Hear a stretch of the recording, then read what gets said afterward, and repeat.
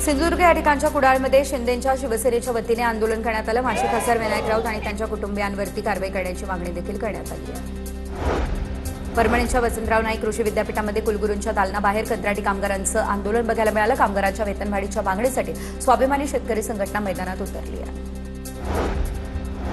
पनवेलच्या कामोठे परिसरातील अतिक्रमण चिकन मटन दुकानांवरती महापालिकेने धडक कारवाई केली आहे। कामोठे ते मेन रोड आणि मानसरोवर रेल्वे स्थानक या मार्गावरील फुटपाथवरती तोडक कारवाई करण्यात आली आहे।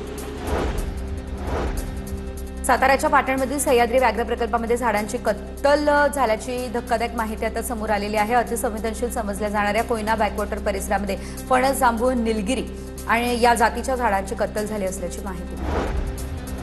नाशिकच्या बापूवूल परिसरामध्ये लुटमार करणाऱ्या गुंडांची पोलिसांकडून धिंड काढण्यात आली। बापूवूल परिसरामध्ये तरुणांची गाडी थांबवून भाईगिरी करत लुटमार केली होती। लुटमार आणि दहशत निर्माण करणाऱ्या या सर्व गुंडांची आता धिंड काढली आहे। तर या टोळक्याविरुद्ध नाशिकच्या म्हसरूळ पोलीस ठाण्यामध्ये गुन्हा देखील दाखल करण्यात आलेला आहे। डोंबिवली या ठिकाणच्या केडीएमसीच्या शास्त्रीनगर रुग्णालयामध्ये आरोग्य व्यवस्थेचा बोजवारा उडाला आहे। 2 वर्षांच्या चिमुकल्यासाठी लिहिलेली 12 औषधं उपलब्ध नाही, त्यामुळे पालक संतप्त झाले आहेत। बदलापूर या ठिकाणच्या माया रक्तपेढीचा परवाना कायमचा रद्द झाला आहे। अन्न आणि औषध प्रशासनाच्या कारवाईनंतर रक्तपेढीला टाळं लागलेलं आहे। तपासणी न करता 50 रक्तपिशव्या या माया ब्लड बँकेला पाठवल्याचं तपासात समोर आलं आहे। धाराशिवच्या भूम तालुक्यामध्ये दूध भेसळ प्रकरणातील आरोपी काकासाहेब डोंबाळेवरती गावामध्ये खुलेआम फिरत असल्याचा दावा करण्यात आला।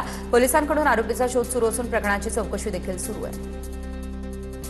टिटवाळ्यामध्ये ब्रेक फेल झाला, त्यामुळे भरधाव बस थेट दुकानामध्ये घुसली। टिटवाळ्याच्या निमकर नाका या भागामध्ये दुर्घटना टळली। अपघातादरम्यान बसमध्ये 12 ते 15 प्रवासी होते। सुदैवानं कुणालाही गंभीर इजा झालेली नाही। कर्तव्यावर असताना बीड जिल्हा रुग्णालयातील कर्मचाऱ्यांना मद्यपान केलं। जिल्हा शल्य चिकित्सकांना याची माहिती मिळताच कर्मचारी बडतर्फ झाले। कर्तव्यावर असताना कुणीही चुकीचं वागलं तर कारवाई करणार, जिल्हा शल्य चिकित्सक सतीश कुमार सोळंके यांचा हा इशारा आहे। वडाळा या ठिकाणच्या केबीएच शाळेमध्ये शासकीय कामामध्ये अडथळा। SIR मोहिमेदरम्यान महिला BLOला धक्काबुक्की आणि मायलेकीवरती गुन्हा दाखल झाला। मतदान पुनर्निरीक्षण मोहिमेमध्ये अर्ज वाटप करत असताना हा संपूर्ण प्रकार घडला। यवतमाळ या ठिकाणच्या मोहदा गावामध्ये सराफा व्यावसायिकाच्या 2 दुकानांवरती दरोडा टाकण्यात आला। सोनं चांदीसह रोख रक्कम चोरट्यांकडून लंपास करण्यात आली। चोरीचा संपूर्ण प्रकार CCTV कॅमेऱ्यामध्ये कैद झाला आहे। सोलापूर या ठिकाणच्या पंढरपूरमधील अजन सोनमध्ये शासकीय वाळू ठेक्यावरती काम करणाऱ्या कर्मचाऱ्यावर हल्ला करण्यात आला। खंडणीचा गुन्हा दाखल केल्याच्या रागातून हल्ला केल्याचा आरोप आहे। हल्ल्यामध्ये कर्मचारी बबन माने गंभीररित्या जखमी झाला आहे। वाळू तस्करी विरोधात तक्रार केली, त्यामुळे सामाजिक कार्यकर्ते बालाजी नागटिळक यांना मारहाण करण्यात आली। पंढरपूरमध्ये वाळू माफियांकडून नागटिळक यांना ही मारहाण झाली आहे। नागटिळक यांच्यावरती सांगलीमधील खासगी रुग्णालयामध्ये उपचार सुरू आहेत।